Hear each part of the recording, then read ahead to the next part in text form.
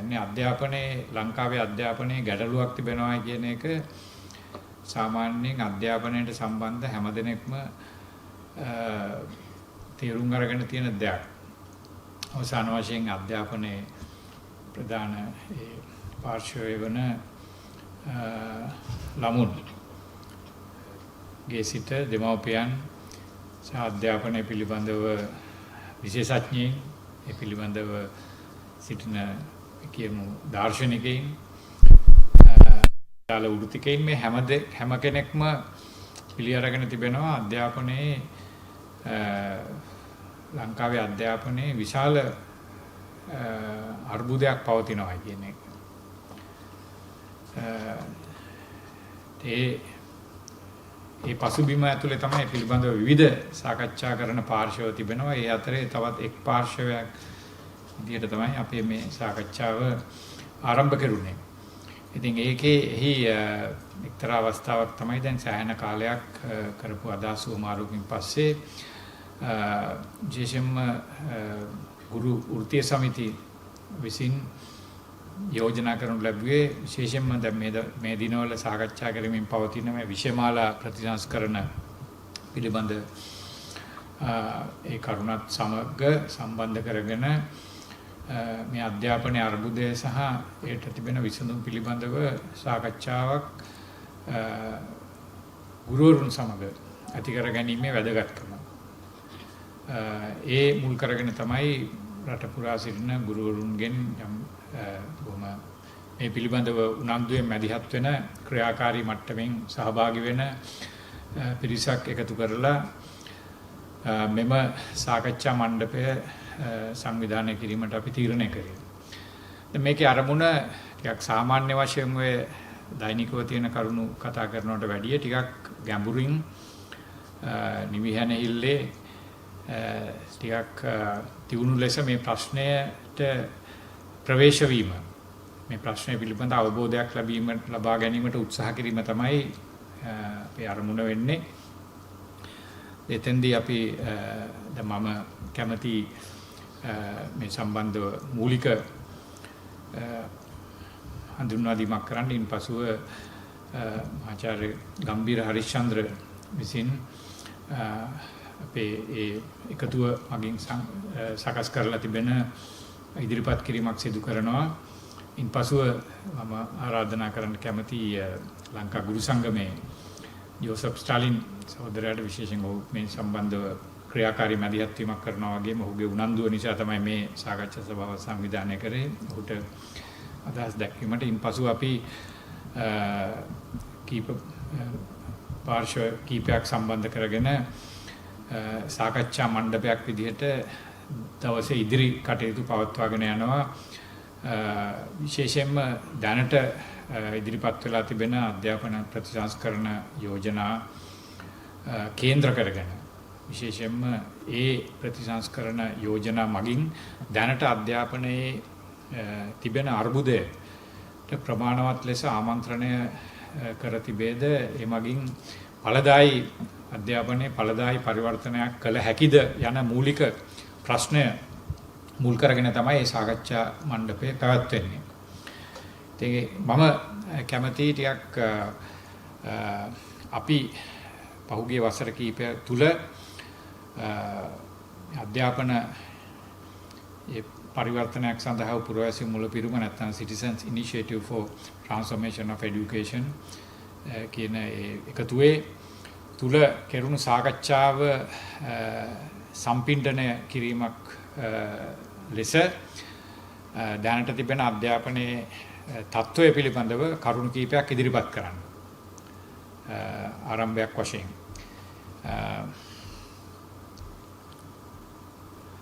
දැන් එතනදී මම මූලික වශයෙන් මතු කරන කරුණු කීපය තමයි මේ පළවෙනිය අපි තේරුම් ගත යුතුයි. අපි වර්තමානයේ අපි නූතන අධ්‍යාපනය modern education කියලා කියන ඒ නූතන අධ්‍යාපනයේ නූතන විධිමත් අධ්‍යාපනය කියන්නේ විධිමත් ආයතන public institutions විධිමත් මහජන ආයතන විදිහට පාසල් පමණක් නෙමෙයි විශ්වවිද්‍යාල සායින් වගේම මේ අදුරු පාසල් මුල්ලමාවිය සංවර්ධන මධ්‍යස්ථාන මේ වගේ විධිමත් ආයතන ඇති කරලා සිදු කරන මේ නූතන විධිමත් අධ්‍යාපනයේ අරමුණු කවරේද කියන කාරණේ. දැන් සාමාන්‍යයෙන් අපේ සාකච්ඡාවේ තුල මතුණු දෙයක් තමයි දැන් මේ දිශානතින් තුනක්. කියන්නේ මේ මනුෂ්‍යයා නිර්මාණය කිරීම මම එක බෙදුවේ මේ මනුෂ්‍යයා පුරවැසියා සහ ශ්‍රමිකයා කියන මූලික භූමිකා තුනක්. අපේ මේ නූතන සමාජය තුළ මේ නූතන සමාජය සම්බන්ධයෙන් ඉතා වැදගත් වෙන සමාජ භූමිකා තුනක්. පොදුවේ මිනිසෙක් කියලා කියන්නේ සාමාන්‍යයෙන් අපි දන්නවා මිනිස්සු කියලා කියන්නේ හුදෙක් මේ ස්වභාව ධර්මයේ නිර්මාණයක් පමණක් නෙමෙයි සංස්කෘතියක නිර්මාණයක්. මිනිසෙක් නිර්මාණය වෙන්නේ අපි ඉපදෙන මිනිසෙක් මේ කැලේක තියලා වැඩෙන්න ඇරියොත් අපි සාමාන්‍යයෙන් බලාපොරොත්තු වෙන විදිහේ අපේ මිනිසෙක් නිර්මාණය වෙන්නේ නැහැ.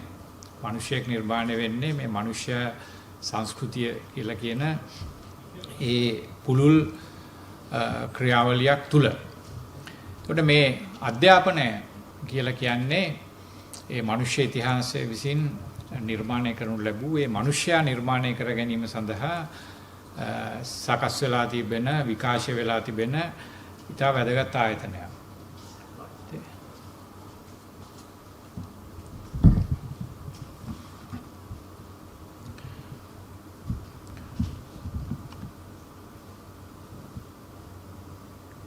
ඒ නිසා මේ නූතන මනුෂ්‍ය නිර්මාණය වීම සහ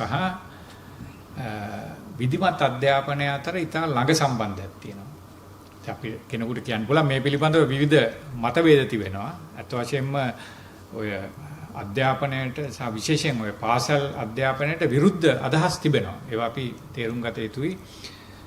ඔය සාමාන්‍යයෙන් මේ අදහස් තියනවා මේ society without schools ඒ වගේ පාසල් රහිත සමාජයක් කියන මේ පාසල් කියලා කියන්නේ පාසල් අධ්‍යාපනයේ විධිමත් අධ්‍යාපනයේ තිබෙන නිෂේධාත්මක ලක්ෂණ පිළිබඳ සාකච්ඡාවකුත් තිබෙනවා.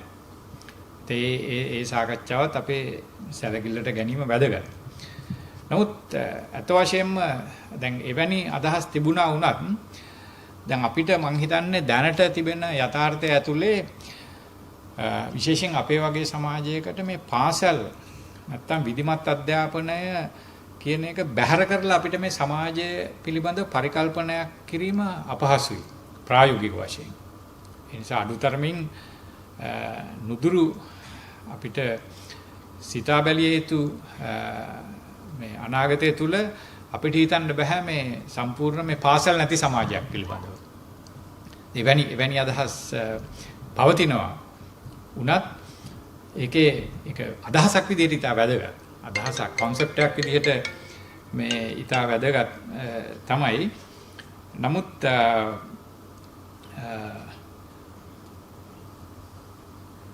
සමාන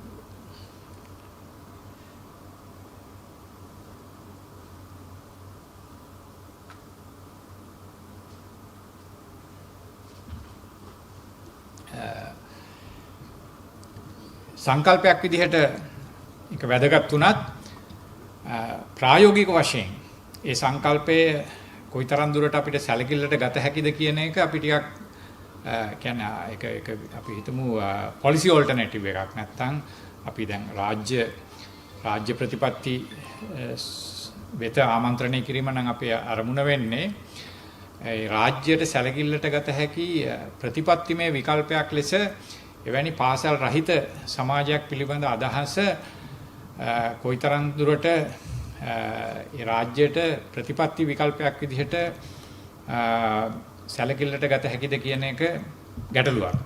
ඒ නිසා දැනට මම කැමති මගේ සාකච්ඡාව සඳහා ඒ විකල්පය පසකින් තබලා අධ්‍යාපනයේ විධිමත් අධ්‍යාපනය කියන එක බැහැර කළ නොහැකි දෙයක් කියන ස්ථාවරයේ ඉඳලා මේ ප්‍රශ්නෙට ප්‍රවිෂ්ඨ වෙන්න.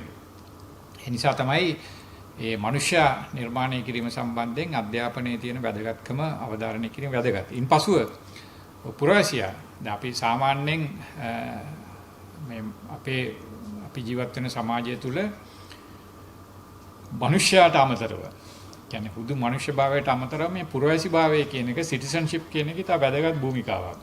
මොකද අපි ජීවත් වෙන මේ සමාජය තුළ අපිට සිදු වෙනවා නිරන්තරවම අනේකා සමග ගනුදෙනු කරන්න. විශේෂයෙන් අපි සාමාන්‍යයෙන් කියන පබ්ලික් ස්පේස් මහජන අවකාශය කියන ක්ෂේත්‍රය තුල අපිට ගනුදෙනු කිරීමට සිද්ධ වෙනවා. ඉතින් එවැනි වටපිටාවක මේ මහජන අවකාශය තුල ගනුදෙනු කළ හැකි මිනිස්සෙක් අපිට තමන්ගේ අවශ්‍යතා පිළිබඳ තමන්ගේ මනුෂ්‍ය අවශ්‍යතා පිළිබඳ සැලකිලිමත් වෙන කෙනෙක් පමණක් නෙවෙයි මේ මහජන අවකාශය තුල සෙසු මිනිසෙයින් සමග ගනුදෙනු කළ හැකි මිනිසෙක්. මේ පාර්ශවයේ සම්බන්ධයෙන් තමයි පුරවැසි භාවය කියන එක පුරවැසි භාවය කියන අනන්‍යතාවය ඉතා වැදගත් වෙන්නේ. එයත් මගහැර යන්නු හැකි භූමිකාවක් සාධකයක්.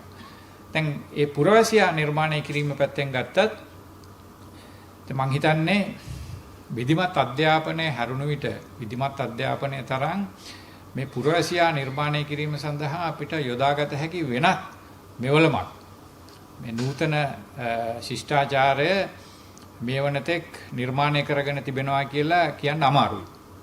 අපිට සාමාන්‍යයෙන් අපිට ටිකක් විකල්ප මෙවලමක් විදිහට කල්පනා කරනවා නම් අපිට කල්පනා කරන්න පුළුවන් විකල්ප මෙවලම් මම දන්නේ මෙතන මට වැඩි අධ්‍යාපනය පිළිබඳ විශේෂඥයෝ ඉන්නවා අපිට කියන්න පුළුවන් පවුල සහ ආගම වගේ දේවල්. නමුත් අත් වශයෙන්ම අද පරීක්ෂාවට ලක් වෙලා තිබෙනවා මේ පවුල සහ ආගම තුල පවා ඒ කාර්යය ඒ තරම් කාර්යක්ෂම ලෙස කිරීමට ඒ සඳහා විභවයක් තිබෙනවාද කියන එක. කියන්නේ ආගම සහ පවුල කියන ආයතන දෙකට සාමාන්‍යයෙන් ඔය අධ්‍යාපනය සම්බන්ධයෙන් ඔය මේ හෝම් ස්කූලින් වගේ අදහස් තිබෙනවා. ඒ වුණත් මහා පරිමාණයෙන් අපි ජීවත් වෙන සමාජය තුළ ඒවා ක්‍රියාත්මක කළ හැකිද කියන ප්‍රශ්නේ තියෙනවා. ඒ වගේම ආගම බැලුවොත් ආගම තුළ අද ගැටලු ගණනාවක් තියෙනවා. ආගම විශේෂයෙන්ම අපි වගේ ආගමික අනන්‍යතා විශාල වශයෙන් තියෙන සමාජයක ආගමික ආයතන වලට තිබෙන හැකියාව ධාරිතාවය මේ සම්බන්ධයෙන් ටිකක් තරමක් ප්‍රශ්න සහගතයි කියලා කියන්න පුළුවන්. මෙවැනි තත්වයක් තුළ මේ විධිමත් අධ්‍යාපනයේ භූමිකාව පුරවැසි භාවය නිර්මාණය කිරීම සම්බන්ධයෙන් ඉතා වැදගත්. ඉන්පසුව තියෙන ශ්‍රමිකයා කියන භූමිකාව මේ සම්බන්ධයෙන් තරම් මතභේදාත්මක නැහැ. අත් වශයෙන්ම මේ ගුණාත්මක වශයෙන් ඉහළ ශ්‍රමිකයෙක් නිර්මාණය කිරීම කියන කාරණේ තමයි මම හිතන්නේ අපේ ඔය මේ පොලිසි මේ ඒ කියන්නේ ප්‍රයොරිටිස් වල නැත්තම් ප්‍රතිපත්තිමය ප්‍රමුඛතාවල ඉහළම තැන අරගෙන තියෙන කාරණේ දැනට. ඒ නිසා මේ නිසා අපිට කියන්න පුළුවන් කවුරු හරි අහුවොත් කෙටියෙන්ම නූතන අධ්‍යාපනයේ අරමුණ මොකක්ද කියලා මිනිස්සෙක් පුරවැසියෙක් සහ ශ්‍රමිකයෙක් නිර්මාණය කිරීම කියලා අපිට කියන්න පුළුවන්. දැන් අපි මේ පසුබිමේ ඉඳගෙන බැලුවොත් මොකද්ද අධ්‍යාපනයේ අර්බුදයක් තිබෙනවා කියලා කියන්නේ? අධ්‍යාපනයේ අර්බුදයක් තියෙනවා කියලා කියන්නේ මේ කටයුතු තුනම ලංකාවේ දැනට ඇත්ත වශයෙන්ම පවතින අධ්‍යාපනයේ ක්‍රමයේ මගින් ඵලදායී විදිහට ක්‍රියාශීලී ලෙස ඉෂ්ට වෙන්නේ නැහැ කියන එක. ඒක අපි විශේෂයෙන් අපිට බැලුවොත් අපේ සමාජය තුළ දැන් සාමාන්‍ය වශයෙන් සමාජයේ තියෙන බහුලම චෝදනාවක් තිබෙනවා මේ අධ්‍යාපන ක්‍රමයෙන් එළියට යන අයට ඵලදායී ලෙස රැකියාවක් කරගන්න බෑ කියන එක. ඔය employability පිළිබඳ ප්‍රශ්නේ. කියන්නේ යහපත් ලෙස මේ වැඩ ලෝකයට නැත්තම් මේ තමයි ඒ අධ්‍යාපනය ලබා ගන්න පුහුණුව මත රැකියාවක් කරන්න බෑ. දැන් ඒක සාමාන්‍ය ඒක තමයි බොහොම ටිකක් සංවේදීම සහ මේ බෙහෙවින් ජනප්‍රිය කාරණේ. ඒතකොට ඒක අත් වශයෙන්ම දැන් මේ පිළිබඳව සෑහෙන කාලයක ඉඳලා මේ සාකච්ඡාව පවතිනවා. විශේෂයෙන් 1972 ඇති වෙච්ච අධ්‍යාපන ප්‍රතිනාශ කරනකොට ඉඳලා මේ සාකච්ඡාව පවතිනවා. නමුත් තවමත් මේ ප්‍රශ්නේ අපි සාකච්ඡා කරමින් ඉන්නවා. ඒක මම හිතන්නේ ඒකෙන් අපිට හොඳින් පේනවා මේ ගැටලුව. තෙන්පසු අපිට ඔය අපේ මනුෂ්‍යභාවය සහ පුරවැසිභාවය පිළිබඳ ප්‍රශ්නය අපිට සාමාන්‍යයෙන් අපේ දිනදා සමාජයේ ගැවසෙන අය විදිහට අපි බැලුවොත් මේ අපිට ඒක හොඳින් අවබෝධ කරගැනීමේ හැකියාව තිබෙනවා. අපිට සාමාන්‍යයෙන් වෙන කිසිම දෙයක් ඕනේ නැහැ. සරල උදාහරණයක් ගත්තොත් අපේ සතිය දවසක පමණක් මේ අපි සාමාන්‍යයෙන් අපේ මහා මාර්ග පරිහරණය කරන ආකාරය දිහා බැලුවොත් වෙන කිසිම දෙයක් අවශ්‍ය නැහැ. අපිට පේනවා අපේ මේ මනුෂ්‍ය භාවයේ සහ පුරවැසි භාවයේ තිබෙන ගැටලුව. එතකොට ඒක අපිට ඉතා හොඳින් පේනවා ඒ අපේ සමාජයේ විශාල අර්බුදයක්. අපි මේ ඊයේ පෙරේදා දැක්කවරැල්ල ප්‍රදේශයේ සිදුණු බස් රථ අනතුර සමේවැන් සාමාන්‍යයෙන් මේක සාමාන්‍යයෙන් හැමදාම අපිට මාධ්‍ය වලින් එදිනෙදා කතා බහේදී අපිට පෙනී සිටින දෙයක් පෙනෙන දෙයක් තමයි ශීඝ්‍රයෙන් අපේ සමාජයේ මිනිස්සෙකුට ගෞරවයක් සහිතව ශිෂ්ට සම්පන්න ලෙස ජීවත් විය නොහැකි සමාජයක් බවට පරිවර්තන වෙමින් තිබෙනවා කියන එක. ඒ තුල පැහැදිලිවම ඒ ශිෂ්ටාචාරමය බිඳවැටීම, ඒ සමාජමය ශිෂ්ටාචාරමය බිඳවැටීම සහ මේ අධ්‍යාපනය අතර ඍජු සම්බන්ධයක් තියෙනවා කියන එක මම හිතන්නේ පුළුල් ලෙස පිළි අරගෙන තිබෙන දෙයක්. ඒක වැඩිදුර පැහැදිලි කිරීමට අවශ්‍ය දෙයක් නෙමෙයි. ඒක අපි ඉස්සරහට තව සාකච්ඡා කරන්න පුළුවන්. ඉතින් ඊළඟට අපිට සැලකිල්ල ගන්න පුළුවන් මේ වර්තමානයේදී කැනත් වශයෙන්ම මේ පුළුල් පසුබිමනේ. අපි අධ්‍යාපනය දිහා වෙනම අපි නාභිගත කරලා බැලුවොත් අපි අධ්‍යාපනය වෙනම බැලුවොත් මොනවද අත් වශයෙන්ම අධ්‍යාපන ක්‍රමයේ තියෙන ගැටලු. කියන්නේ අධ්‍යාපනය අරගෙන බැලුවොත් ඒකේ තියෙන ගැටලු මොනවද? මේවා ගැටලු විශාල ප්‍රමාණයක් තියෙනවා. ඉතින් අද පළවෙනි දේ තමයි අද අපි දන්නවා මෙතන මේ පිළිබඳ අවබෝධයක් තියෙන පිරිස් ඉන්නේ. අපි දන්නවා සාමාන්‍යයෙන් අද කියන්නේ මේ අපි විධිමත් අධ්‍යාපන ක්‍රම බැලුවොත් මේ අධ්‍යාපන ක්‍රමය හැදිලා තියෙන්නේ අපේ අධ්‍යාපනය පිළිබඳ පරිකල්පනය කියලා කියමු. අධ්‍යාපනය පිළිබඳ ප්‍රවේශය. අපි ළමුන් පාසල් වලට යවනවා දෙමව්පියෝ කරලා ඒක යම්කිසි අරමුණක් ඇතුව ඒ සඳහා දෙමව්පියෝ විශාල මුදල් වැය කරනවා, තමන්ගේ කාලය ශ්‍රමය වැය කරනවා. ළමයිනුත් තමන්ගේ ජීවිතේ සෑහෙන ප්‍රමාණයක් මේකට වැය කරනවා. කොහොමද ඒක කරන්නේ? ඒක බැලුවොත් අපිට හිතෙනවා ඒක සම්පූර්ණ ඒකේ තියෙන අරමුණු සංකේන්ද්‍ර වෙලා තියෙනවා. අපි සාමාන්‍යයෙන් කතා කරලා තියෙන විදිහට විභාග තුනක් මුල් කරගෙන ශිෂ්‍යත්ව විභාගය, සාමාන්‍ය පෙළ සහ උසස් පෙළ කියන ඒ විභාග තුන මුල් කරගෙන තමයි මේ අධ්‍යාපනය ක්‍රමය සකස් වෙලා තිබෙන්නේ.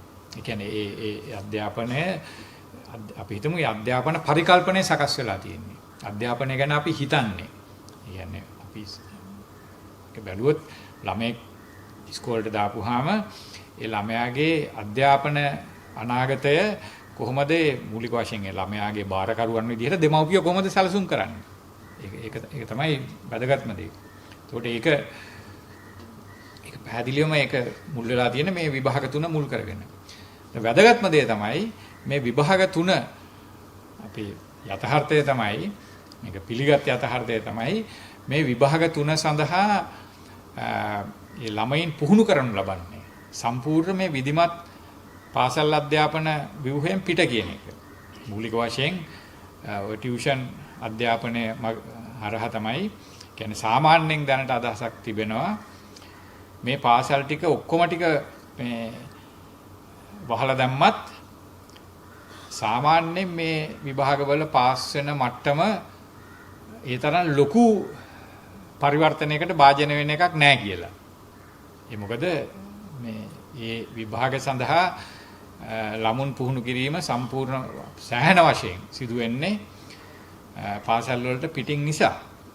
එතකොට ඒ නිසා මේ පාසල් වල පැවතීමේ හේතුව පිළිබඳ බරපතල ප්‍රශ්නයක් තියෙනවා. ඊළඟට අපි මේ පාසල් අභ්‍යන්තරයේ බැලුවත් අපේ ගුරුවරුන්ගේ මට්ටම ගුරුවරුන්ගේ අවසාන වශයෙන් මේ මොන වුණත් අවසානයේදී මේ අවසාන ප්‍රොඩක්ට් එක සම්බන්ධයෙන් වගේ කියන පාර්ශවය තමයි ගුරුවරු. ගුරුවරුන්ගේ තමයි මේ එළියට එන්නේ. එතකොට මේ ගුරුවරුන්ගේ මට්ටම පිළිබඳ විශාල අපි දන්නවා ගැටලු තිබෙනවා. ඊට පස්සේ මැද මට්ටමේ ඒ සඳහා ගුරුවරුන් සතුව තිබෙන මෙවලම් මොනවාද මෙවලම්? මේවා තමයි විෂය නිර්දේශ, ගුරු අත්පොත් සහාය ගුරුවරුන්ට ලැබෙන පුහුණුව මේ ක්‍රියාවලිය. දැන් මේ ක්‍රියාවලින් සම්බන්ධව විශාල ගැටලු තිබෙන බව හැමෝම දන්නවා. මේකේ ප්‍රතිඵලය මම වැඩි විස්තර කියන්නේ නැතුව මගේ අත්දැකීමෙන් මේකේ ප්‍රතිඵලය මේ තත්ත්වය නිසා ඇති වෙලා තියෙන ප්‍රතිඵලය ගැන කෙටියෙන් කියන්න කැමතියි. දැන් මම රැකියාව කරන ආයතනය කොළඹ විශ්වවිද්‍යාලයේ ශාස්ත්‍ර පීඨය. මේ ශාස්ත්‍ර පීඨය කියලා කියන්නේ මේ අධ්‍යාපනයේ අර්බුදය තේරුම් ගන්න විශේෂයෙන් කොළඹ විශ්වවිද්‍යාලයේ ශාස්ත්‍ර පීඨය කියන්නේ ඊටාම වැදගත් නියදියක්. හොඳ සාම්පල් එකක්. මොකද්ද මේ සාම්පල් එක?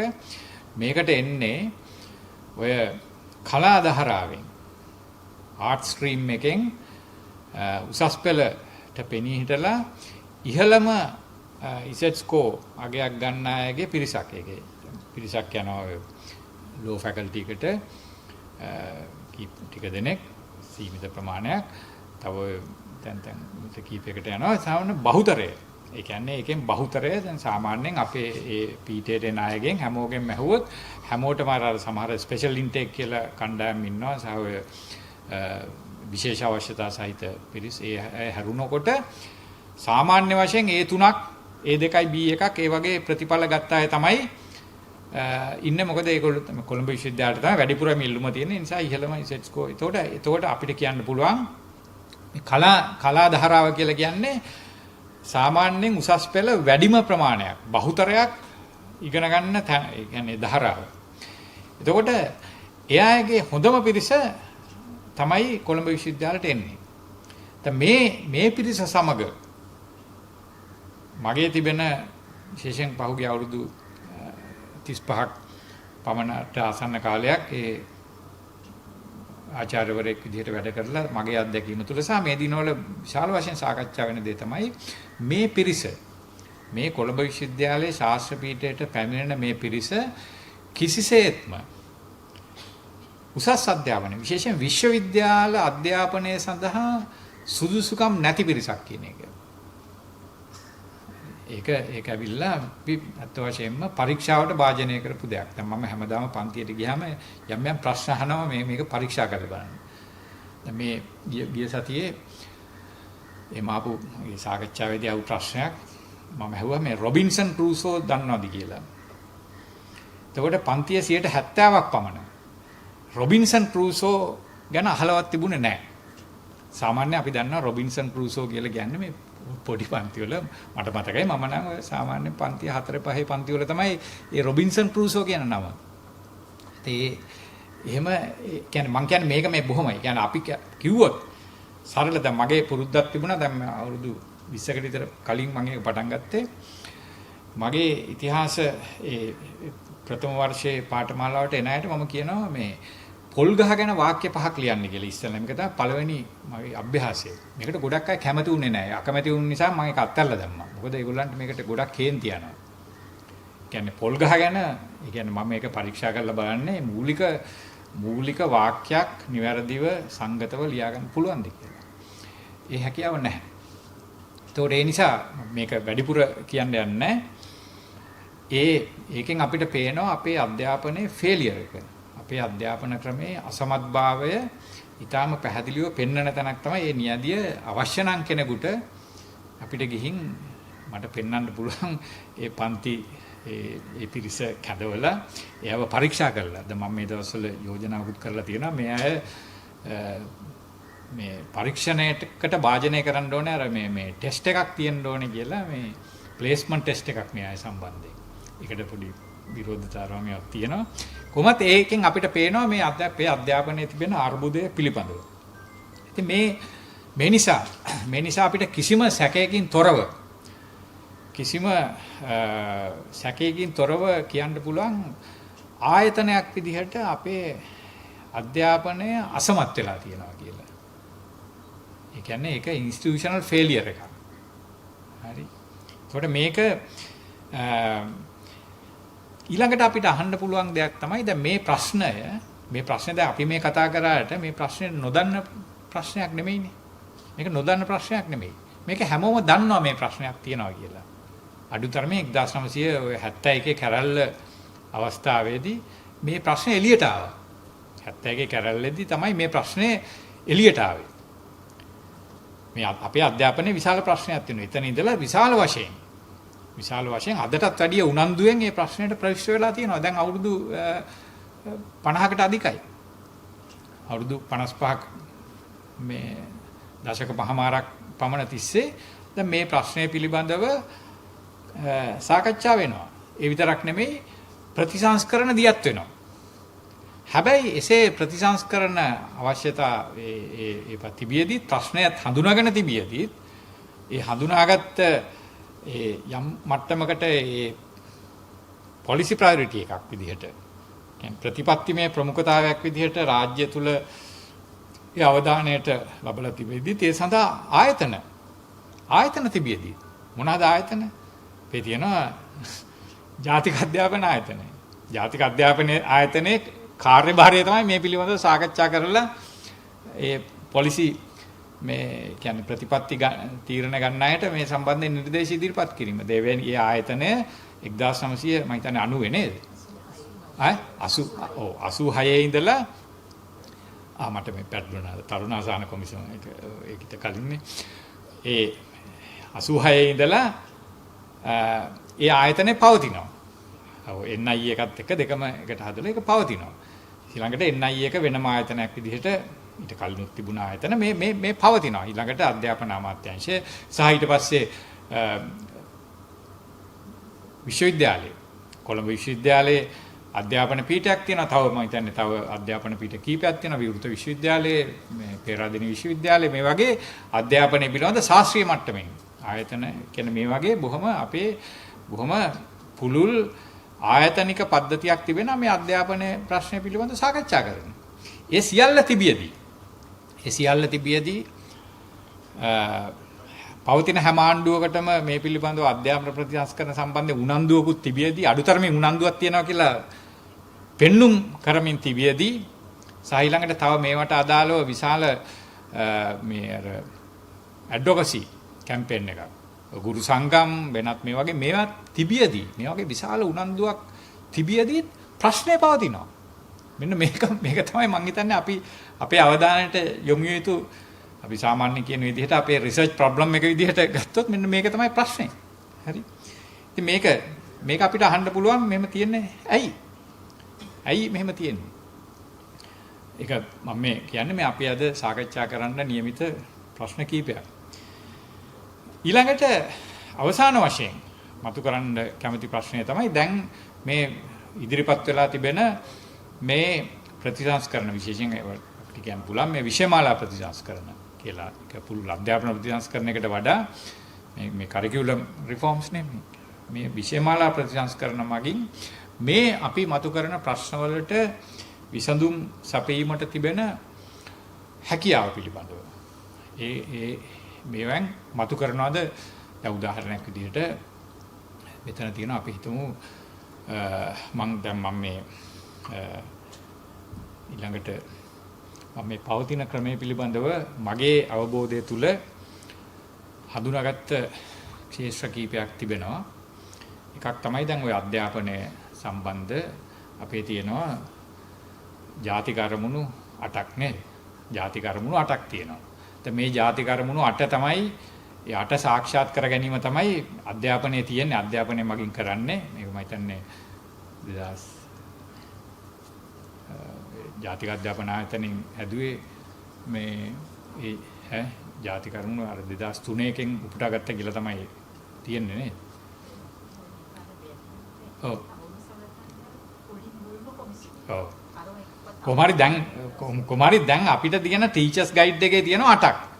හරි මම මේ කතා කරන්නේ ඒක ගැන. හරි. ඊට පස්සේ තියෙනවා නිපුණතා කට්ටල 7ක් විතර මම හිතන්නේ තියෙනවා. ඒකේ විවිධ නිපුණතා තියෙනවා. බොහොම විස්තරාත්මක, බොහොම කම්ප්‍රිහෙන්සිව්. මේ දෙකම බොහොම කම්ප්‍රිහෙන්සිව්. කියන්නේ මේ සෑම ක්ෂේත්‍රයක්ම උදාහරණයක් විදිහට මම අර මුලින් කියපු මිනිස්සෙක්, පුරවැසියෙක් සහ ශ්‍රමිකයෙක්, පළදායි ශ්‍රමිකයෙක් නිර්මාණය කිරීම කියන පැත්තෙන් ගත්තොත් දැන් මේ ජාතික අරමුණු සහ මේ නිපුණතා ඊටාම ඒ දෙක අතර ඊටාම ළඟ සම්බන්ධයක් අපිට නිර්මාණය කර ගැනීමට පුළුවන්. හරි. එතකොට ඉන්පසුව තිබෙනවා මේ එක එක විෂයන්ට අදාළව ඒ විෂය පාදක අරමුණු තිබෙනවා. ඉන්පසුව ඒ පාඨමාලාවල අඩංගුව තිබෙනවා. ඒවා තමයි අපිට ඒ ගුරු අත්පොත ගත්තොත් ඒකේ තියෙනවා. ඉන්පසුව මේවා අරගෙන ඒ ගුරුවරු පන්තිය උගන්වනවා. ඕක තමයි ක්‍රියාවලිය.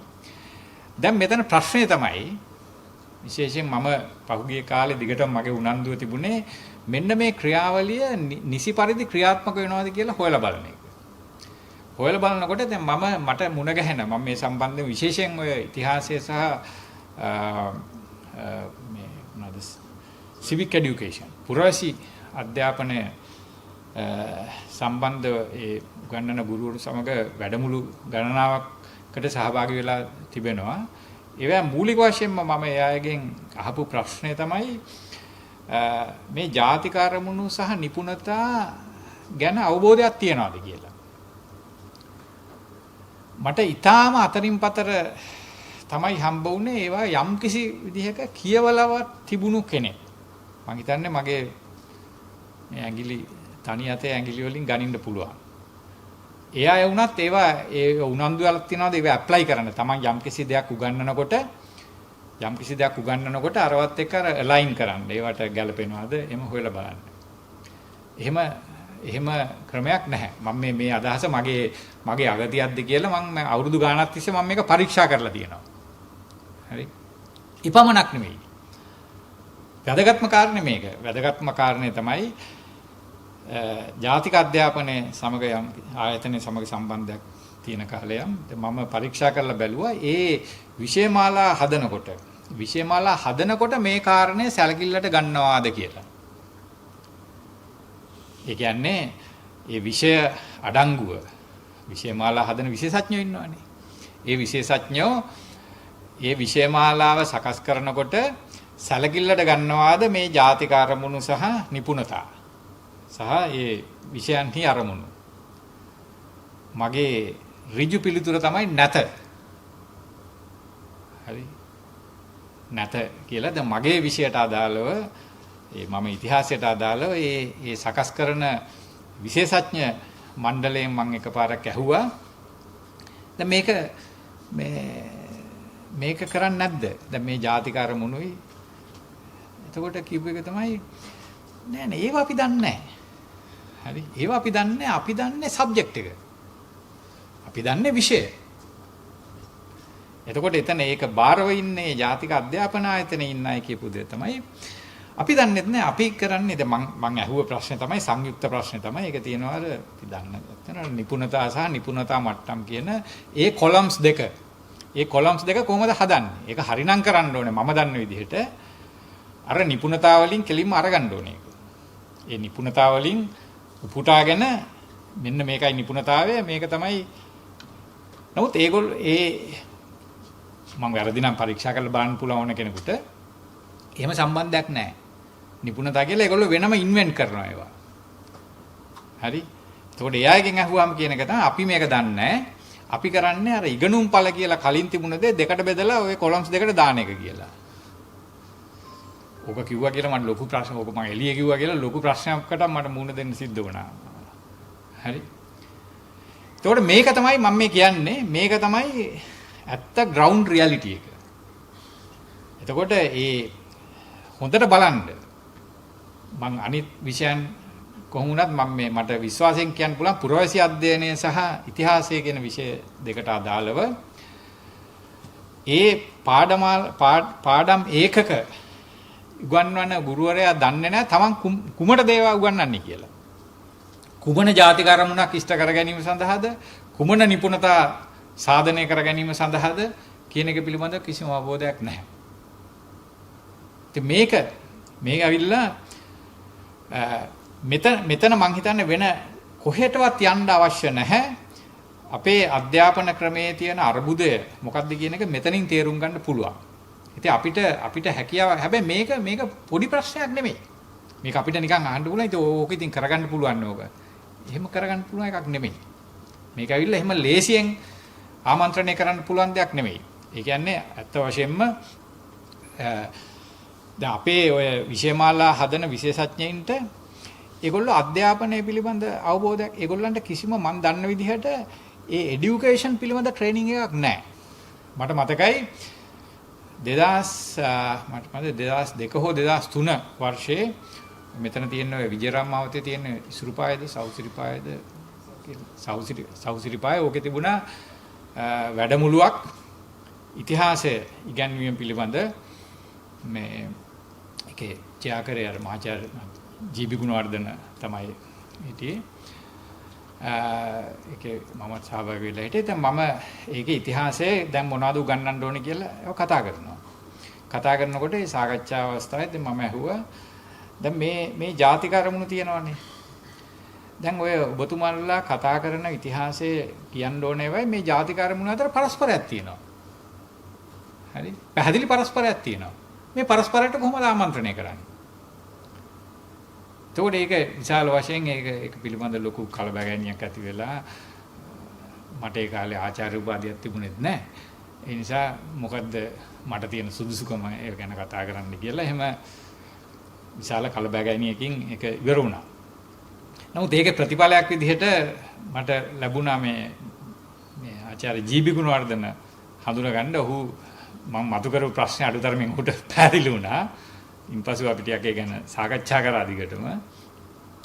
ඉතින් මට තිබුණ ප්‍රශ්නේ තමයි ඒ අපේ ඒ අධ්‍යාපනයට සම්බන්ධ පිරිස් අතරේ මේවා අර ප්‍රසිද්ධ කතාව වගේ අර දුන්න දුනුගමුවේ කියලා තියෙන්නේ. ඒ වගේ මේ එක එක්කෙනා එක එක වැඩ කරනවා මිසක් මේවා අතර අර නිකන් ආයතනික සම්බන්ධීකරණයක් නෙවෙයි.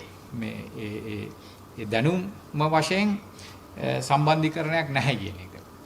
ඉතින් මේක මෙහෙම තියෙනවා. මගේ කාලේ මම වැඩිපුර අරන් තියෙන්නේ. මම කියන්න හදන්නේ මේවා පිළිබඳව අපි ප්‍රතිසංස්කරණය කරන්න යනවා නම් මේවා ලේසි නෑ. ඒක ලේසි නෑ. අපි හඳුනාගත්ත මේවා තමයි බාධා. මොනවද බාධා? මේක තමයි අර අපේ කියන්නේ විවිධ vested interests. විවිධ මේ අනන්‍ය වූ විවිධ අභිලාෂ තියෙන එක එක්කෙනාට. එක එක්කෙනාට මේ අධ්‍යාපනය සම්බන්ධයෙන් තම තමුන්ගේ අභිලාෂ පවතිනවා. හරි? දෙමව්පියන්ට තියෙනවා.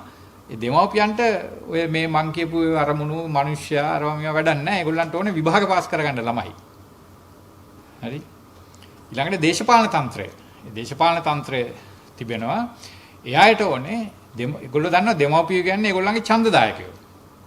ඒ ඡන්දදායකයෝ එහෙම ඉන්නවා. ඒගොල්ලන්ට ආමන්ත්‍රණය කරන්න ඕනේ. ඒ නිසා ඒගොල්ලන්ටත් ඊළඟට ගුරුවරු. ලංකාවේ ගුරු වෘත්තිය කියලා කියන්නේ සමාවෙන්න ඕනේ මේ ඩිසාස්ටර් එකක්. හරි මගේ අත්දැකීම.